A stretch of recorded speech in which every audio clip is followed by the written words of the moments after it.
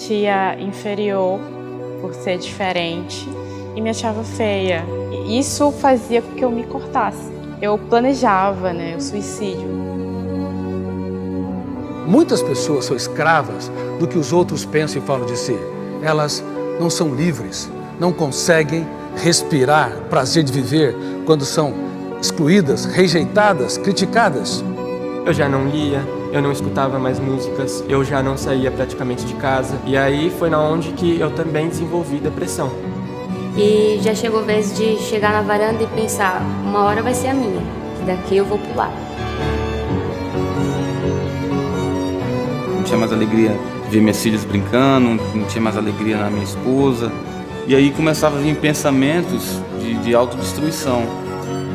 Na verdade, quem pensa em morrer, pensa porque está vivo. E todo pensamento é uma homenagem à vida.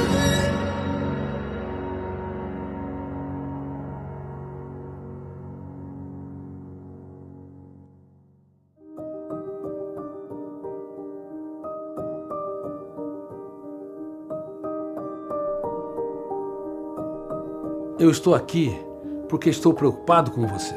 Eu me importo com você. Isto é sincero.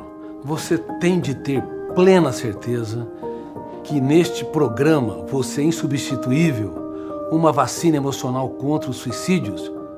Você é o ator principal, ou a atriz principal. Não sou eu.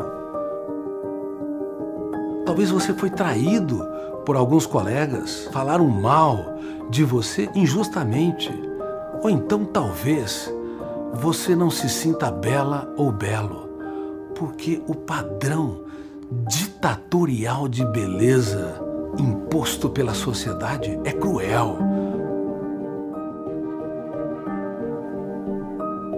Talvez você seja alguém com muitas mágoas. Quantas mágoas estão depositadas dentro de si? Talvez você olhe para a sua história e desenvolve uma falsa crença. Eu não fiz nada de importante. Eu sou alguém insignificante.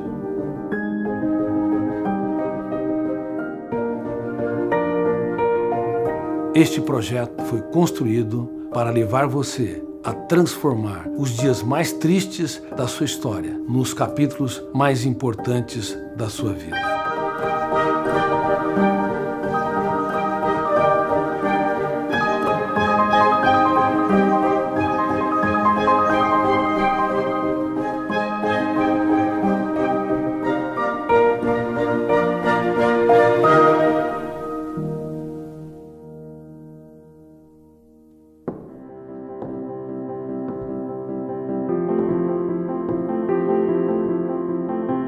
Seis filhos, papai e mamãe, morávamos num quarto, um pequeno quarto. Mas a pobreza, nem de longe, foi um grande problema. Pelo contrário, me estimulou a socializar, a me reinventar. Mas quando eu fui para a escola, os problemas começaram. Havia um garoto que todos os dias, quase, batia na minha cabeça e eu ia chorando para casa. A escola, que deveria ser um oásis para que eu pudesse aprender, se tornou um canteiro de estresse.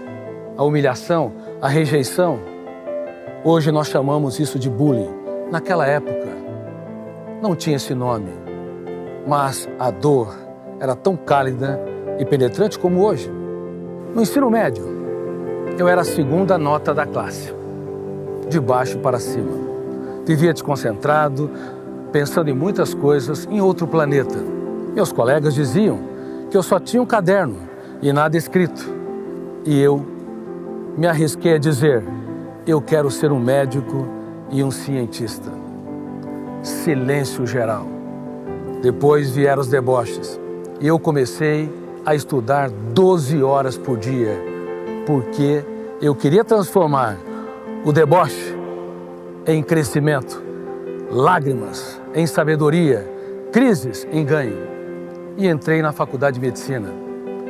Mas quando estava no segundo ano, para o terceiro ano, mais uma crise importantíssima. Eu desenvolvi um quadro depressivo. Perdi o prazer de viver, eu era hipersensível, pequenos problemas tinham um impacto muito grande, Eu não conseguia gerenciar os meus pensamentos perturbadores. Eu não conseguia me encantar com a vida. O que você faz quando dentro de você experimenta um terremoto emocional? Desiste de viver? Se entrega? O ideal é nós procurarmos um profissional de saúde mental, como um psiquiatra e um psicólogo. Mas naquela época, procurar um profissional era um vexame, uma vergonha.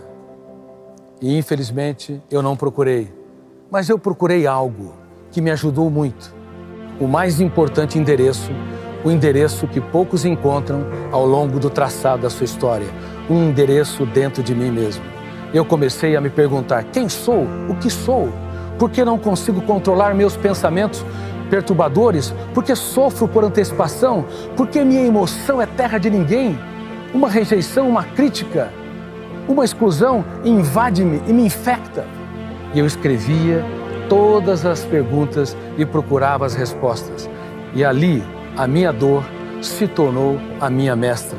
Há um tesouro dentro de você que você não imagina. Há ferramentas incríveis que você pode usar para escrever os capítulos mais notáveis da sua história, mesmo quando o mundo desaba sobre você. Alguns editores me consideram o médico psiquiatra mais lido na atualidade em todo o mundo. Mas o que muitos não sabem, que eu sou um dos seres humanos que mais chorou. Não são os aplausos que eu recebo que sustentam a minha história. São as lágrimas que eu chorei, as rejeições que eu tive. São as perdas que eu sofri. Não tenha medo quando você estiver no deserto. Não tenha medo quando as pessoas te vaiarem, te excluírem e te criticarem. Não tenha medo do caminho. Tenha medo, sim, de não caminhar.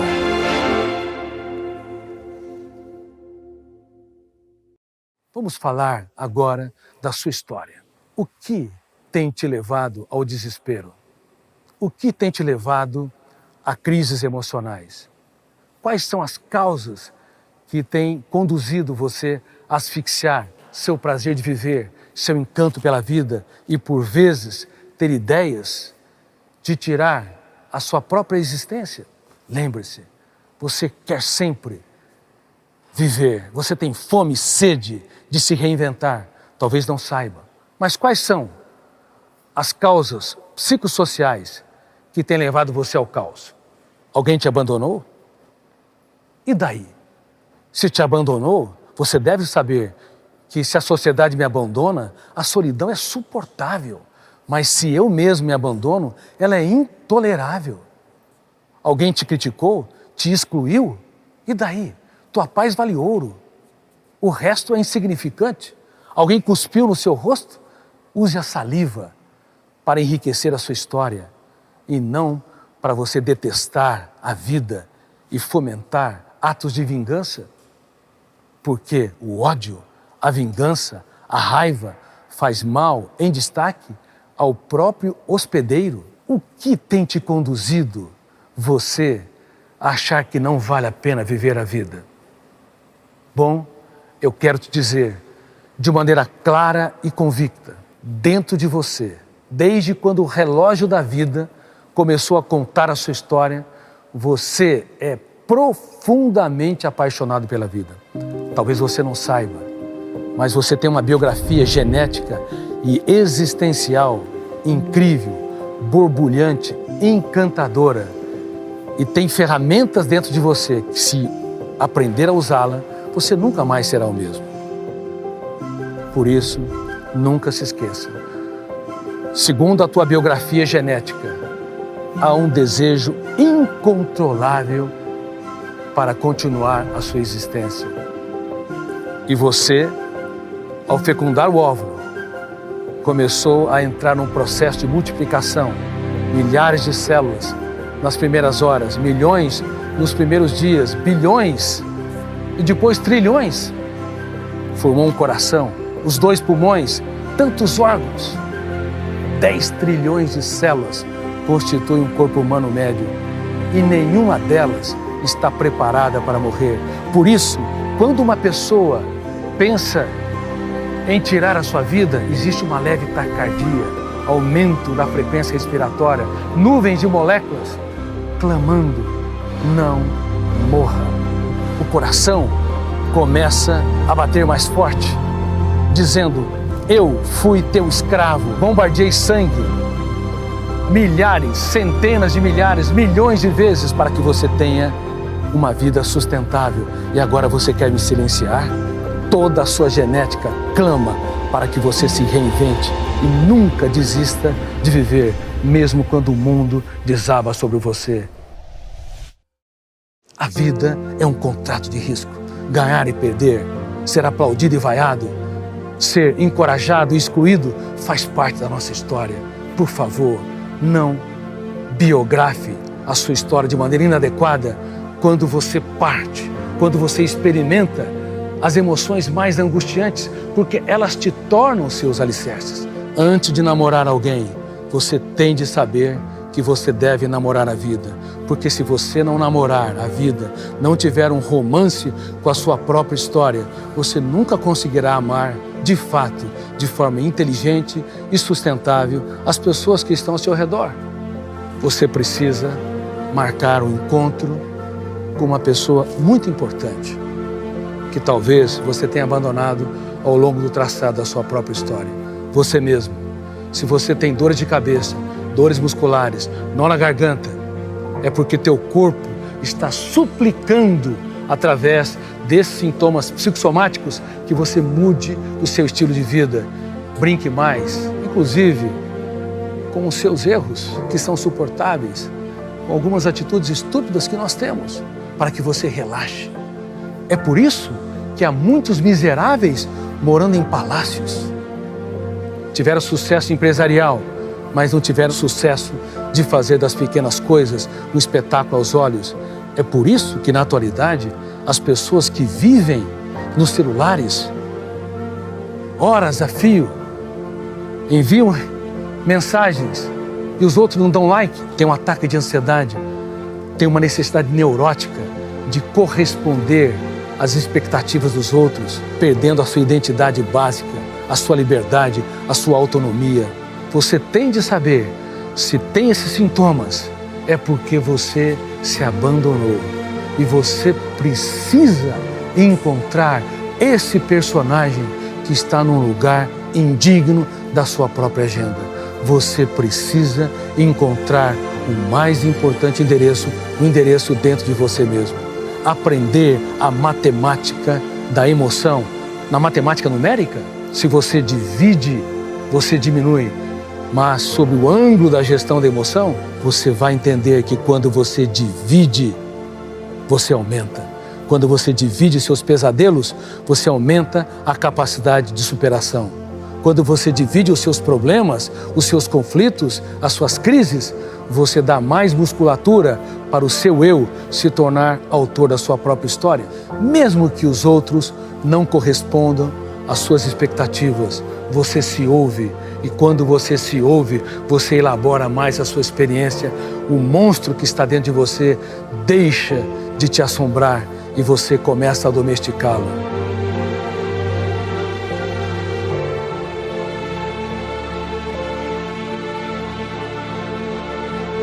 Hoje, divida com as pessoas e aprenda a dividir consigo.